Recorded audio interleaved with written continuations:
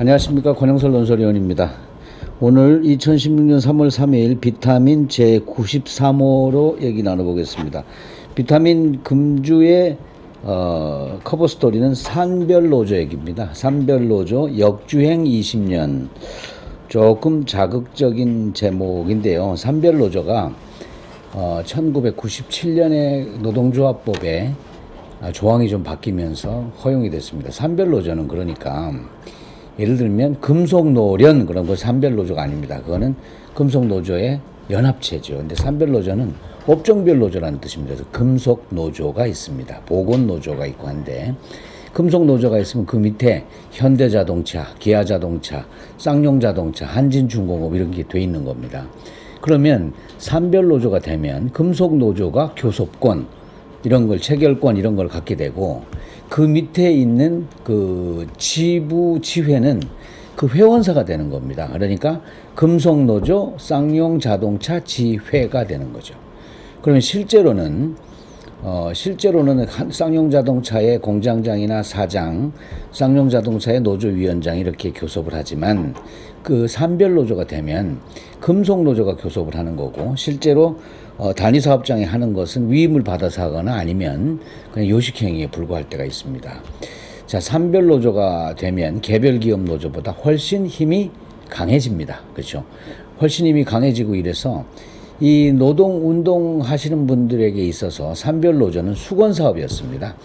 우리 이 한국 그 노동계 역사를 보면 그래서 그 해방되고 나서 노동계 운동 뭐 이런 게 있을 때 산별노조 얘기들은 자꾸 이 군정에서 막아버리기도 하고 그러고요. 결국은 개별노조를 사실상 강제했습니다. 산별노조는 얘기가 안 나오는 거죠. 그런데 이게 1987년 이렇게 민주화 열풍 때 노동계 힘이 세지는 거죠. 그러면서 그때 운동 방향을 산별노조로 정합니다.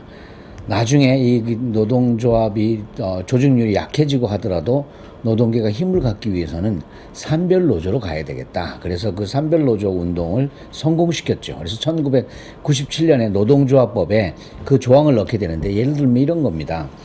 예전에 개별노조만 있었던 건데 거기는 어떻게 되냐 하면 노조원들이 노동조합의 조직 형태를 바꾸려고 할 때는 뭐 총회를 거쳐야 된다. 그때는 뭐 3분의 2의 찬성이 있어야 된다. 이런 조항을 하나 넣고요. 그 다음에 노동조합이 새롭게 신고할 때는 이런 걸 밝혀야 된다고 하면서 연합노조, 연합단체라는 이름이 나옵니다. 그러니까 그 법에서 우리가 산별노조를 만들고자 하는 사람들은 만들 수 있게 된 거죠. 자, 법이 들어가면 그게 무시무시한 겁니다. 누가 다시 그 대못을 뽑기 전까지는 거기에서 여러 가지 우리가 헤쳐나올 수 없는 게 있었던 거죠. 그래서 여기 문제가 된 것은 그 발레오 전장 노조가 우리는 금속노조에서 탈퇴를 해야 되겠다라고 내놓은 그때 이제 결의를 했었는데 그걸 이제 금속노조에서 저건 무효다라고 했던 소송이 한 5년 전부터 시작돼서 1, 2심에서는 발레오 노조가 졌습니다. 600여 명이 모여서 97%의 찬성률을 보이고 통과시켰는데도 졌습니다. 왜냐하면 금속노조 규약에 따르면, 그쵸? 금속노조 규약에 따르면 여러 가지 문제가 있는 거예요. 예를 들면 금속노조 규약에 따르면 노동단체만이 이런 걸 할 수 있는데 단체가 아닌 지회니까 뭐 단결권, 교섭권이 없다. 그래서 안 되고. 또 하나는 그 절차상의 문제. 이래서 1, 2심에서 모두 졌습니다. 그런데 대법원에서 이번에 판결이 나온 거죠. 어떻게? 실제로 독립적으로 활동하고 있는 노조는 산별노조를 탈퇴할 수 있다. 자, 이게 무시무시한 새로운 판례입니다. 이제 개별기업 노조들이 굉장히 많이 나타날 것이다. 그래서 산별노조는 어쩌면 수명을 다한 것일 수도 있다. 실제로 노동조합 운동은요, 한국에서 1,800만 근로자들 중에서 10.3%만이 노동조합에 가입되어 있습니다. 그 중에 한 4%는 한국노총에, 그 중에 7% 정도는 민노총에 가입이 되어 있고, 나머지는 개별 노조에 가입이 되어 있는 거죠. 그러니 전체 1,800만 중에 산별노조는 주로 민노총에서 하는데 3, 4%가 전체 노동계를 좌우하는 이런 일들이 벌어졌었는데 그게 이제는 안 될 것이다. 과연 어떻게 될 것인가? 그 얘기를 다뤄봤습니다. 제가 정리를 했습니다. 우리 그 산별노조에 관해서는 이게 참 쉽지 않은 문제입니다. 이 판결이 그렇게 났는데도 금속노조가 또 있죠. 금속노조는 여전히 반려우 전장에 계속 있습니다. 복수노조가 가능해서. 그래서 이 현장에서는 참 풀리지 않는 어려운 숙제인 것도 같습니다. 자, 금주의 비타민은 여러 가지 재미난 것들이 있는데 그 중에 보면요. 차트룸에 이런 통계가 있습니다. 고령자 범죄가 10년 새에 2배로 늘었다. 고령자 나이가 60세, 65세 이상인 분들의 범죄가 2배로 늘었다. 청소년 범죄를 앞질렀다. 이거 어떻게 생각하세요?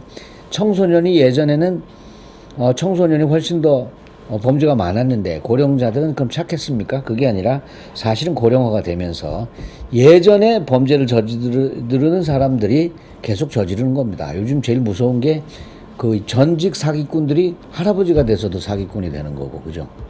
그래서 이 노인 범죄가 많아지고 있다. 이거는 사회적 추세가 될 것입니다. 자, 여러 가지 뭐 좋은 게 많은데 금주의 이 이슈를 보면요. 이런 겁니다. 국내 오피니언 흐름을 보면은 미국과 중국이 대북 제재안을 도출했는데 국회에서는 필리버스터, 그죠? 무한정 토론하는 필리버스터에 마비됐다. 이런 게 우리의 지적입니다. 또 이런 거 있습니다.